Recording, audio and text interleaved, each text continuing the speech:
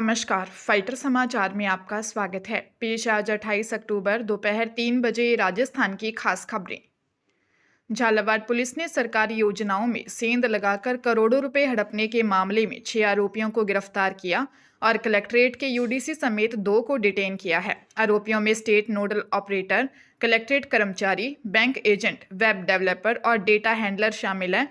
ठगों ने एक ही मोबाइल नंबर से 95 फर्जी किसानों की आईडी बनाई थी।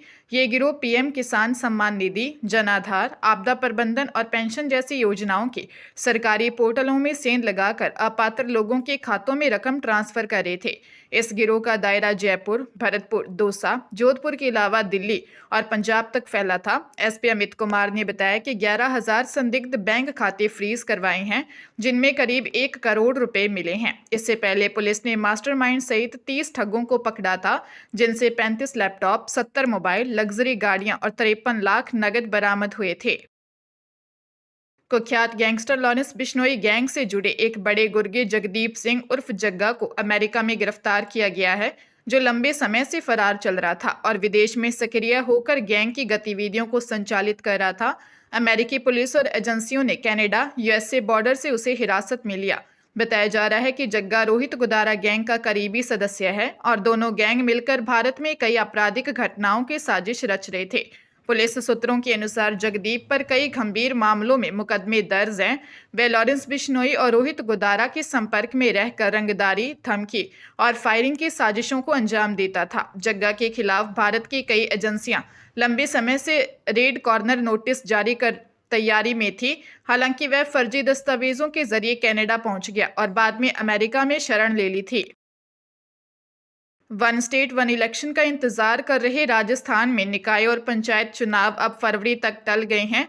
एसआईआर के चलते ऐसा होगा, चूंकि गहन मतदाता पुनरीक्षण कार्यक्रम फरवरी 2026 में अंतिम मतदाता सूची के प्रकाशन के साथ संपन्न होगा। ऐसे में स्थानीय चुनाव भी उसके बाद ही संभव हो सकेंगे। हालांकि प्रदेश के इतिहास में पहला मौका होगा जब एसआईआर के बाद अपडेट मतदाता सूचियों से पंचायत और निकाय चुनाव संपन्न होंगे। प्रदेश के 11,000 पंचायतों में सरपंचों का कार्यकाल पूरा हो चुका है और वो ही ग्राम पंचायत में प्रशासक की भूमिका निभा रहे हैं। उधर नगर निगमों में संभागीय आयुक्तों को प्रशासक लगाया जा चुका है। नई ग्राम पंचायतों, पंचायत समितियों और जिला परिषदों का नोटिफिकेशन भी जारी होना शेष है। सरकार के स्तर पर 1 महीने पूर्व ही नई पंचायतों को मंजूरी दी जा चुकी है। श्रीगंगानगर जिले में हजारों करोड़ रुपए की साइबर ठगी के सदर थाने में दर्ज बहुचर्चित मामले में आरोपियों की करोड़ों रुपए की संपत्ति को कुर्क किया है। न्यायिक मजिस्ट्रेट सिद्धार्थ गुदारा आरजेएस की अदालत के आदेश से 2 कोठियों तथा 2 ही भूखंडों को सदर एसएचओ सुभाष चंद्र कील ने कब्जे में लेकर फ्रीज किया है। मामले में पहली कोठी अमेक्स सिटी जयपुर, बड़ के बालाजी के पास Ajmer road, plot number 47, block number 3 को फ्रीज किया गया है। इसका बाजार मूल्य 2.5 से 3 करोड़ रुपए आंका गया है। दूसरी कोठी भी जयपुर नगर, ग्राम गिरधारीपुरा, अजमेर रोड, अपोलो गृह निर्माण सहकारी समिति लिमिटेड, जगदम्बा नगर डी, प्लॉट नंबर डी 266 को फ्रीज किया है। इसका बाजार मूल्य भी 2.5 से 3 करोड़ रुपए के बीच बताया गया है। इसी तरह श्रीगंगानगर के चक 7 ही छोटी के मुरब्बा नंबर 43 के किला नंबर 6 में भूखंड संख्या 7 व 8 मानवीय एनक्लेव नार्थावाला से सुरतगढ़ बाईपास स्थित 2 भूखंड प्रत्येक का साइज 20 × 80 फीट को फ्रीज किया है। मुख्यमंत्री भजनलाल शर्मा के नेतृत्व में राज्य सरकार प्रदेश में व्यापारिक गतिविधियों को बढ़ावा देने के साथ ही श्रमिकों के कल्याण और उनकी सुरक्षा के लिए प्रतिबद्ध होकर कार्य कर रही है। इसी क्रम में मुख्यमंत्री ने राजस्थान दुकान एवं वाणिज्य संस्थान अध्यादेश 2025 का अनुमोदन किया है। अध्यादेश में प्रस्तावित संशोधन के अनुसार कम उम्र के बच्चों को दुकानों और वाणिज्य संस्थानों में नियोजित नहीं किया जा सकेगा। प्रशिक्षु की न्यूनतम उम्र अब 12 वर्ष के स्थान पर 14 वर्ष अनिवार्य की गई है। वही रात्रि के समय में 14 से 18 साल की उम्र के किशोर कार्य भी नहीं कर पाएंगे। पहले यह सीमा 12 से 15 वर्ष नियत थी। इन संशोधनों से बच्चों को स्वास्थ्य, पोषण और शिक्षा के उचित अवसर मिल सकेंगे। इसी प्रकार अध्यादेश में श्रमिकों की दैनिक कार्य अवधि की अधिकतम सीमा 9 के स्थान पर 10 घंटे नियत की गई है।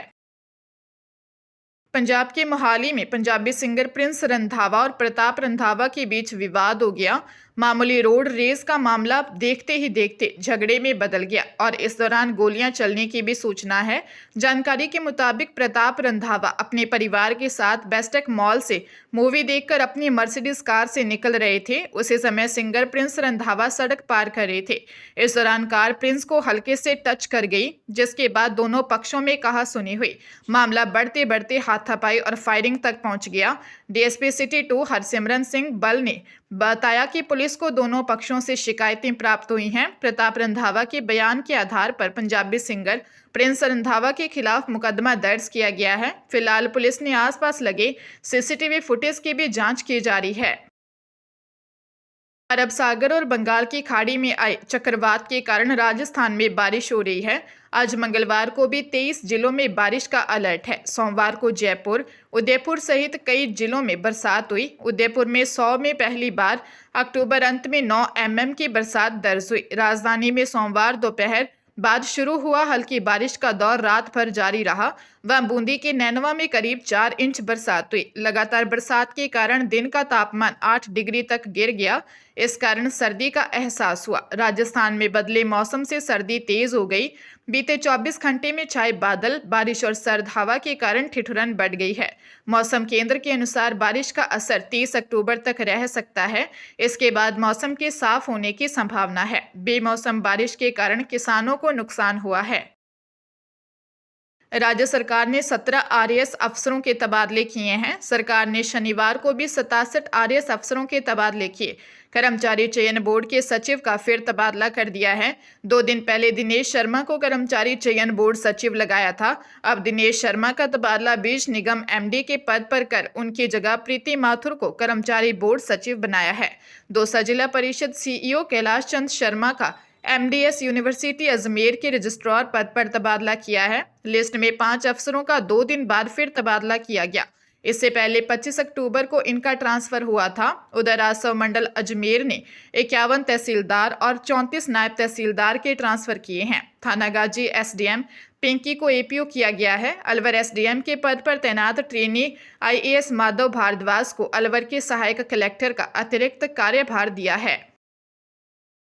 पंचायती राज और शिक्षा मंत्री मदन दिलावर ने कहा कि शिक्षा विभाग, पंचायती राज व संस्कृत शिक्षा में राष्ट्रगान और राष्ट्रगीत जरूरी होगा। कार्यालय में स्कूल खुलने के समय राष्ट्रगान जबकि शाम को राष्ट्रगीत होगा। इसी दौरान कर्मचारियों की हाजिरी लगाई जाएगी। दिलावर कोटा यूनिवर्सिटी में ऑडिटोरियम के शिलान्यास में आए थे। कर्मचारियों की दोनों समय हाजिरी अनिवार्य होगी। इसके अलावा सरकारी और निजी स्कूलों में यूनिफॉर्म समान होगी। शिक्षकों की यूनिफॉर्म भी तय होगी। इधर प्राइवेट स्कूल क्रांति संघ की प्रदेश अध्यक्ष हेमलता शर्मा का कहना है कि सुप्रीम कोर्ट का आदेश है कि प्राइवेट स्कूलों में कम से कम हस्तक्षेप होना चाहिए। हमारी संस्थाएं ऑटोनॉमस हैं। यूनिफॉर्म का निर्णय कानून सम्मत नहीं है। वहीं अब सरकारी और निजी स्कूलों के बच्चों को टाई पहनने पर रोक लगी रहेगी। कुछ सरकारी स्कूलों में नवाचार के तौर पर एजेंसी व्यवस्था की गई थी। हरियाणा के अंबाला जिले में पुलिस ने नारायणगढ़ रोड स्थित golden era salon and therapy center पर छापेमारी कर अवैध गतिविधियों का भंडा फोड़कर 3 महिलाओं और 4 पुरुषों को हिरासत में लिया है। सैलून की आड़ में यहां पर संदिग्ध और अवैध कार्य किए जा रहे थे। पुलिस ने मौके से कई आपत्तिजनक और संदिग्ध वस्तुएं बरामद की हैं। यह कार्रवाई डीएसपी वीरेंद्र सिंह के निर्देश पर बलदेव नगर थाना पुलिस की टीम ने की। टीम का नेतृत्व थाना प्रभारी धर्मवीर ने किया। पुलिस को लंबे समय से शिकायतें मिल रही थी कि नारायणगढ़ रोड पर स्थित golden era salon and therapy center नामक स्थान पर थेरेपी के नाम पर अनुचित गतिविधियां चल रही हैं। पुलिस ने पहले गुप्त रूप से जांच की और जब पुख्ता सबूत हाथ लगे तो आज वहां दबिश दी गई। एसएचओ धर्मवीर ने बताया कि सेंटर के मालिक और संचालक की भूमिका की जांच की जा रही है। झुंझुनू जिले के एक गांव में 14 साल की किशोरी से पिस्तौल के बल पर सामूहिक दुष्कर्म का मामला सामने आया है। पुलिस ने 23 अक्टूबर को ही केस दर्ज कर लिया और 3 दिन बाद भी न तो बयान दर्ज करवाया न ही मौके पर गई। पुलिस में दर्ज रिपोर्ट के मुताबिक श्रवण कुमार ने 17 सितंबर को नाबालिग बच्ची को खेतों में काम करने के लिए बुलाया। वहां से आर्यन, श्रवण, अनूप और अंकुर उसे अगवा कर ले गए और गैंगरेप किया। आरोपी महीने भर से उसके साथ ऐसी हरकत कर रहे हैं। इनमें से 3 आरोपियों के खिलाफ पहले भी कई केस दर्ज हैं। डीएसपी से इस मामले में कार्रवाई के बारे में पूछा गया तब पुलिस हरकत में आई। अब पीड़िता के बयान आज दर्ज कराए जाएंगे। नाबालिग पीड़िता अपनी मां के साथ 25 अक्टूबर को सुल्ताना थाने पहुंची और गैंगरेप की शिकायत दी थी। डीएसपी विकास धेंधवाल का कहना है कि वर्जन पोक्सो व गैंगरेप का यह गंभीर मामला है। त्वरित गति से जांच चल रही है। फिलहाल आरोपियों की तलाश में छापेमारी की जा रही है।